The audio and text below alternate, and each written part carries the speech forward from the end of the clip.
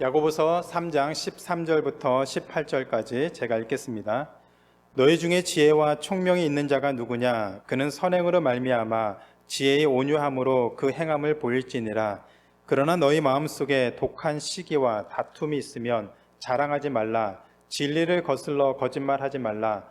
이러한 지혜는 위로부터 내려온 것이 아니요 땅 위의 것이요 정욕의 것이요 귀신의 것이니 시기와 다툼이 있는 곳에는 혼란과 모든 악한 일이 있음이라. 오직 위로부터 난 지혜는 첫째 성결하고 다음에 화평하고 관용하고 양순하며 긍휼과 선한 열매가 가득하고 편견과 거짓이 없나니 화평하게 하는 자들은 화평으로 심어 의의 열매를 거두느니라. 아멘. 2016년에 한국 바둑의 최고 실력자였던 이세돌 구단과 인공지능 알파고가 바둑 대결했습니다. 사람과 컴퓨터, 인공지능 컴퓨터가 바둑 시합을 했습니다. 대다수의 전문가들은 이세돌 구단이 이길 거라고 예상을 했습니다. 그런데 그 예상을 깨고 1승 4패로 이세돌 구단이 처참하게 패했습니다. 후에는 이세돌 구단이 한 번 이긴 것도 대단한 일이다라는 그런 말까지 했습니다. 많은 사람들이 그 결과를 놓고서 충격을 받았습니다. 공상과학 영화에서나 있을 그런 일들이 어쩌면 우리가 살아가는 이 시대에 일어날 수 있겠다는 그런 생각을 갖게 되고, 앞으로 우리 미래가 어떻게 될지 기대가 되는 분도 있고 염려하는 그런 분들도 있었습니다. 당시 알파고가 인간의 그 두뇌 작동 방식을 모방해서 방대한 양의 데이터를 사용해서 웬만한 바둑의 수를 다 저장한 상태에서 이 이세돌 구단하고 싸웠다는 바둑 시합을 했다는 그런 것이 알려졌습니다. 이제는 지식의 양으로는 컴퓨터를 따라갈 수 있는, 우리가 아무리 수고를 하고 아무리 노력을 해도 정보의 양, 지식의 양으로는 컴퓨터를 능가할 수는 없는 것 같습니다. 예전에는 사람들이 지식이 많고 정보가 많은 사람을 똑똑한 사람이라고 불렀죠. 물어볼 때마다 척척 대답을 잘하면 저는 척척 박사다, 천재다, 이런 얘기를 했습니다.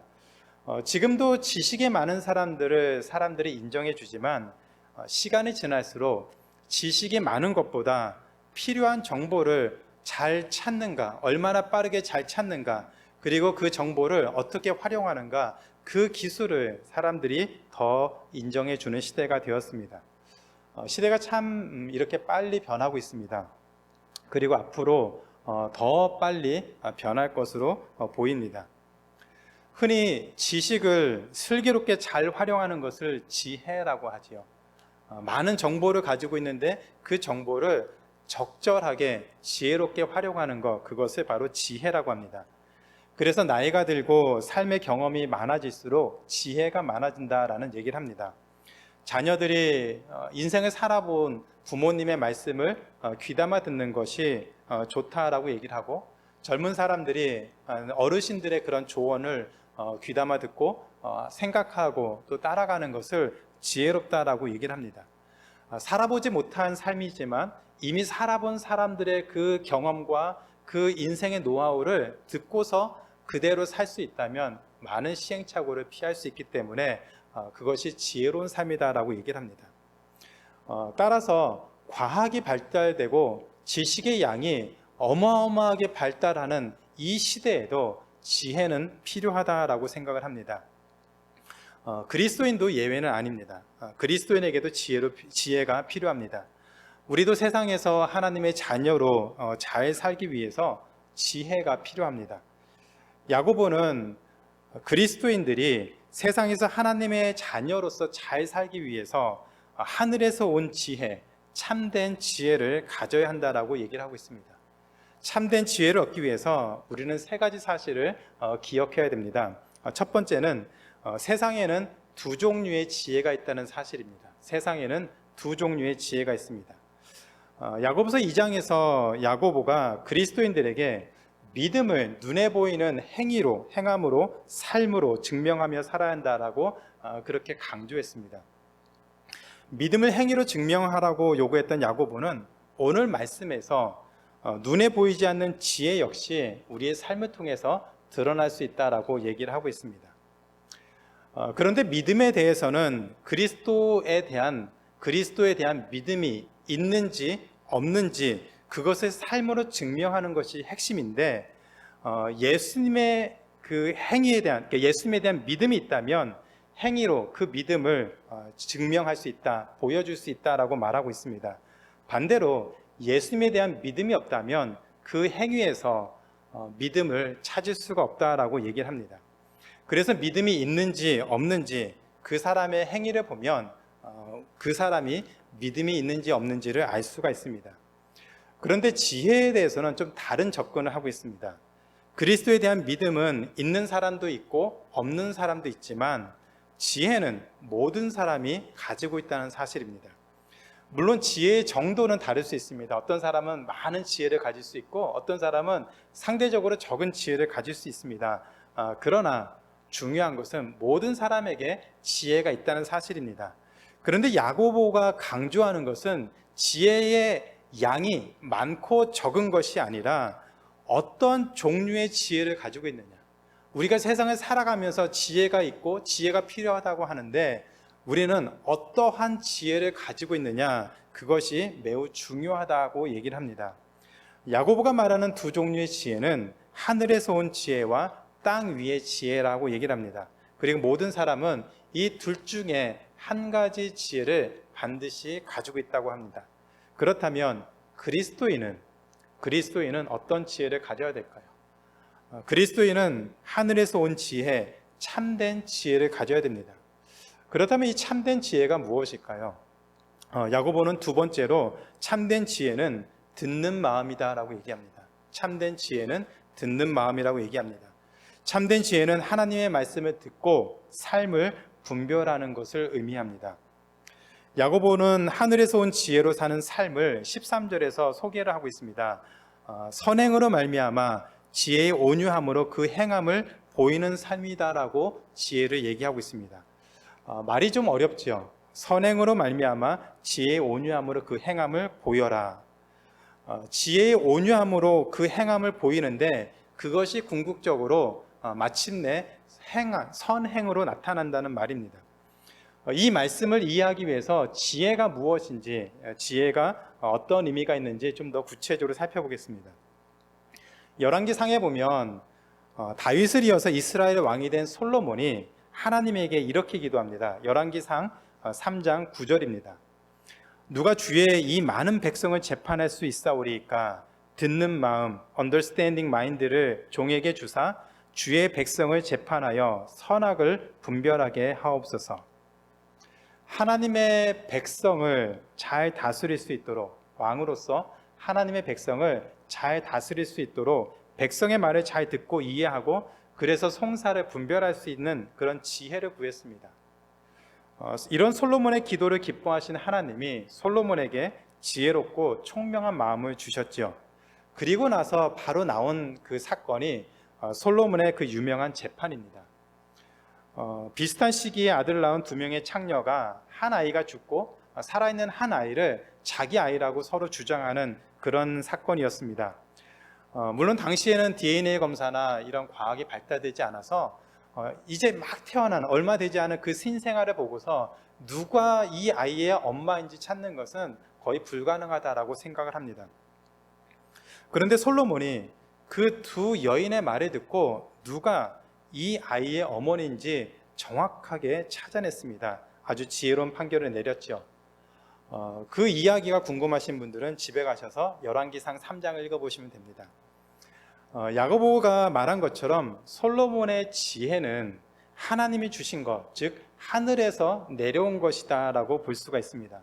그런데 이 지혜를 듣는 마음, understanding mind라고 그렇게 소개를 하고 있습니다.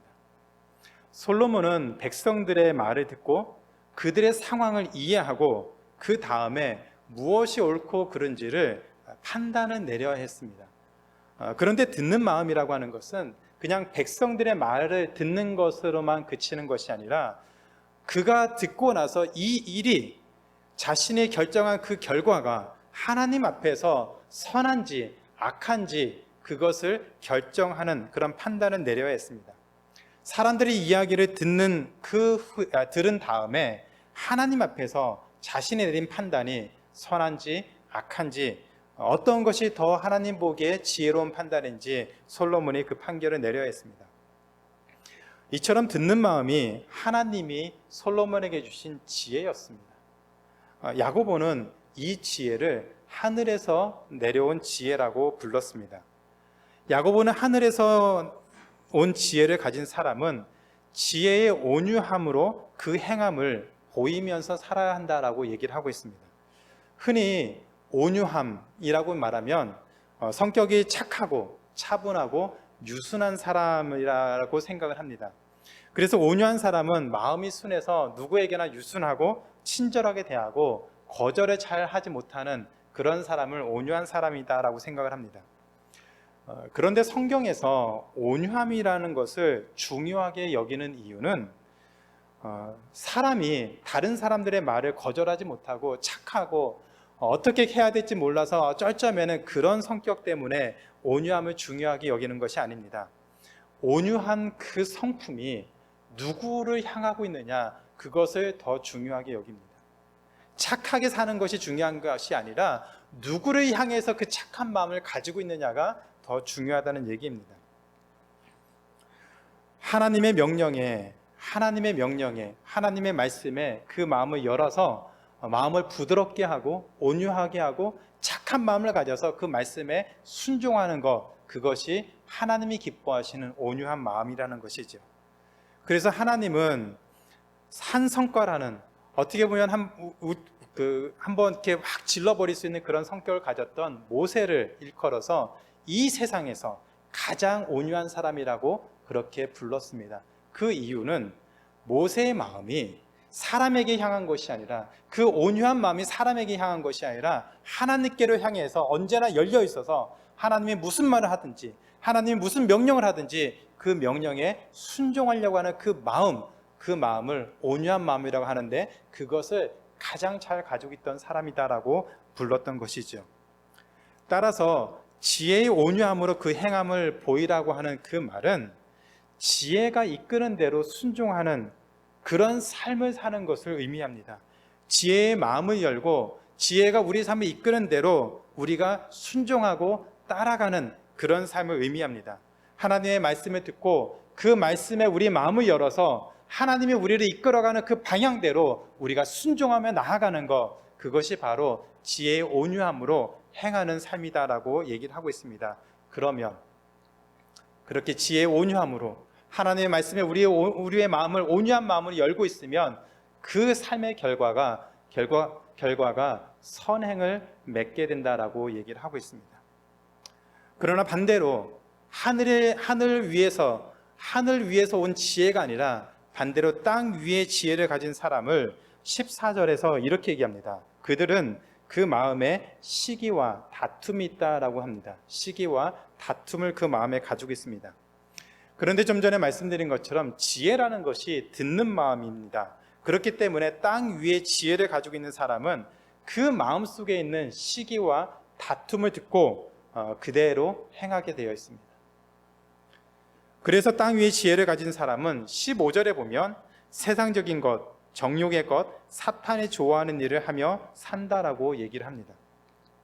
세상의 지혜만 갖고 사는 사람은 하나님의 말씀에 전혀 관심이 없고 세상에서 즐기고 성공하고 출세하는 것에 관심을 갖게 되어 있습니다. 세상 일에만 관심을 갖고 사는 것이죠. 정욕적인 것을 원어로 본다면 unspiritual 또는 natural이라는 그런 표현으로 이해를 할 수 있습니다. 영적인 것에 관심이 없고, 그리고 아주 자연스러운, 우리가 원하는 대로 할 때 자연스럽게 나타나는 것이 바로 정욕적인 것입니다. 바로 영적인 것에 관심 갖지 않고 눈에 보이는 것, 내 마음속에 하고 싶어하는 것을 그대로 하며 사는 것, 그것이 바로 정욕적인 것이다라고 얘기를 합니다. 교회 다니는 사람들 중에서 상당수가 신앙의 유익을 위해 무엇을 해야 하는지 고민하진 않지만 어떻게 하면 재미있게 인생을 사는지 많이 고민합니다. 수많은 사람들이 신앙의 건강을 위해서 무엇이 필요한지 고민하지 않지만 육신의 건강을 위해서는 수고하고 애를 쓰면서 그 방법을 열심히 찾습니다. 저희 집 근처에 골프장이 있어서 지나가면서 보면은 참 부지런히 모이더라고요. 새벽부터 뜨거운 햇볕이 있는 날 더운 때에도, 그리고 어두워서 어두컴컴할 때에도 하루 종일 사람들이 모이고 북적대고 열심히 운동도 하면서 또 교제도 하면서 그렇게 보내는 걸 보게 됩니다. 그뿐만이 아닙니다. 야고보는 땅 위의 지혜가 귀신의 것이라고 그렇게 말했습니다. 어떤 생각을 하고 무슨 결정을 내릴 때 악한 영의 판단에 끌려다니게 되어 있다는 것이죠. 땅의 지혜, 땅 위의 지혜를 가지고 있는 사람은 우리가 어떤 중요한 일을 결정할 때, 아니 사소한 일을 결정할 때에도 그 결정을 악한 영에 끌려서 하나님이 기뻐하지 않는 그런 결정을 하기가 쉽다는 얘기입니다. 요즘 일어나는 우리 주변에서 또 한국에서 일어나는 많은 사건 사고들을 보면서 한편으로는 어떻게 저런 행동을 할 수 있을까? 어떻게 저렇게 잔인한 행동을 할 수 있을까? 이런 생각이 참 많이 듭니다. 그런데 그런 일들이 비일비재할 정도로 수많은 사람들이 악한 영에 이끌려서 잘못된 판단을 하고 심지어 하지 말아야 될 그런 행동을 하면서 살아가고 있습니다. 이 사람들이 지혜가 없습니까? 아닙니다. 땅 위에 지혜를 가지고 있는 사람들입니다. 그들이 가지고 있는 그 지혜에 따라서 그 지혜에 듣고 순종하며 살아갈 때 그들은 이 세상에서 정욕적인 것을 추구하고 하나님이 기뻐하지 않는 일을 하면서 살게 되어 있습니다. 그렇게 살면 그들은 진리를 거슬러서 거짓말을 하게 되고 혼란과 모든 악한 일을 하며 살 수밖에 없다라고 얘기를 합니다. 그래서 야고보는 어떤 지혜를 가지고 살아야 되는가, 그리스도인들은 어떤 지혜를 가지고 살아야 되는가라고 질문을 던지면서 우리는 하늘에서 온 지혜를 가지고 살아야 된다라고 얘기를 합니다. 하늘에서 온 지혜를 가지고 살거나 아니면 땅 위에서 지혜를 가지고 살거나 그 삶의 모습들이 완전히 반대되는 그런 모습이 우리에게 생길 수 있다라고 얘기를 합니다. 하나님의 말씀을 듣고 행하는 삶과 시기와 다툼을 듣고 행하는 삶은 완전히 다른 결실을, 열매를 맺을 수밖에 없겠죠. 땅 위의 지혜를 가지고 시기와 다툼을 듣고 행하는 사람은 혼란과 모든 악을 행하지만 하늘에서 온 참 지혜를 가지고 있는 사람은 성령의 열매를 맺고 삽니다. 이것이 참된 지혜의 세 번째 특징입니다. 참된 지혜는 사람으로 하여금 성령의 열매를 맺도록 합니다. 참된 지혜를 가진 사람은 성령의 열매를 맺으면서 삽니다. 야고보는 하늘에서 온 지혜는 성결하고 화평하고 관용하고 양순하며 긍휼과 선한 열매가 가득하고 편견과 거짓이 없는 열매를 맺는다고 했습니다. 야고보가 말한 이 지혜의 열매는 갈라디아서 5장 22절, 23절에 나와 있는 사도 바울이 얘기한 성령의 열매와 매우 유사합니다. 사도 바울이 얘기한 성령의 열매는 이렇죠. 성령의 열매는 사랑과 희락과 화평과 오래 참음과 자비와 양성과 충성과 온유와 절제입니다. 그렇다면 지혜의 온유함으로 행하는 그 사람이 어떻게 해서 성령의 열매를 맺는 그런 삶을 살 수 있을까요? 갈라디아서에서 사도 바울은 성령의 열매를 맺기 위해서 성령을 따라 행하면서 살라고 했습니다. 성령의 열매를 맺기 위해서는 성령을 따라서 살라고 그렇게 강조하고 있습니다. 그러면 육체의 소욕을 따르지 않고 성령의 열매를 맺을 수 있다라고 얘기를 합니다. 성령을 따라 행한다는 그 말은 성령의 인도하심에 순종한다는 것이겠죠. 우리는 자꾸 육체의 소욕을, 또 육체의 욕심을 따라서 결정하고 살아가려고 하는 마음이 있습니다.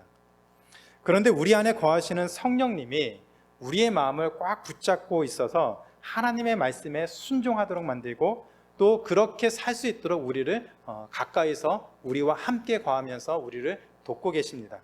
그래서 성령을 따라 행하면 자연스럽게 그 성령이 우리에게 주는 그 열매를 맺을 수가 있습니다. 요한복음 14장 26절에 보면은 십자가에서 죽으실 날이 가까운 어느 날 제자들에게 예수님이 이렇게 말씀하십니다. 내가 아버지께로 가면 보혜사 성령을 너희에게 보낼 것이다. 그렇게 약속을 하셨습니다. 그런데 이 보혜사 성령, 헬퍼죠. 성령님이 우리와 함께 하시는데 우리를 도우시는 분으로 함께 하신다는 얘기입니다. 그런데 이 보혜사 성령이 하시는 일이 무엇이냐면 하나님의 모든 것을 가르치고 우리에게 하나님의 모든 것을 가르치고 예수님이 말씀하신 모든 것을 생각나게 하는 그런 모습으로 우리를 돕고 우리를 이끌어 주신다고 약속하셨습니다. 그리고 예수님의 말씀처럼 이 보혜사 성령님이 우리 안에 거하셔서 우리로 하여금 하나님의 말씀을 듣게 하고 그 말씀을 깨닫게 하고 때로는 그 말씀에 순종하며 갈등하더라도 그 말씀에 순종하며 반응하는 모습으로 살도록 우리를 이끌고 계십니다. 야고보가 지혜의 온유함으로 그 행함을 보이라고 말한 것도 사도 바울이 말한 이 성령을 따라 행하는 삶과 같다는 얘기입니다. 성령님이 우리에게 하나님의 말씀을 깨닫도록 우리의 마음을 움직여 주시고 그 말씀을 들을 때 우리 마음이 열려서 그 말씀에 순종하는 그런 온유한 마음을 주실 때 그 성령님의 인도하심을 따라 반응하고 그 순종함에 따라 행동하면 성령님의 가르치심에 온유한 마음으로 순종하면 우리는 성령을 따라 행하는 삶을 살게 됩니다. 참된 지혜라는 것은 듣는 마음이라고 했습니다. 하나님의 말씀을 듣고 온유한 마음으로 그 말씀에 마음의 문을 열고 그 말씀에 순종하면서 사는 것을 온유한 마음을 가지고 지혜를 따라 행하는 삶이다라고 했습니다. 그것이 바로 성령의 인도하심을 따라 사는 삶입니다. 이때 우리의 힘으로 그 말씀에 순종하는 것이 아닙니다. 우리는 죽었다 깨어나도 하나님의 말씀에 우리가 자원해서 기뻐해서 우리 스스로 하나님의 말씀에 순종할 수 있는 그런 존재가 아닙니다. 우리는 어떻게 해서든지 하나님의 말씀과 반대되는 방향으로 가려고 몸부림치는 사람인데 만약에 우리가 어떻게 해서라도 하나님의 말씀에 순종하며 사는 모습으로 결정하고 그렇게 살아간다면 그것은 우리의 힘의 능력이 아니라 우리 능력이 아니라 성령이 우리 안에 거하시는 성령님이 우리의 마음을 움직여 주시고 그 말씀에 순종하도록 이끄시기 때문에 우리가 하나님이 기뻐하시는 모습으로 반응할 수 있다는 얘기입니다.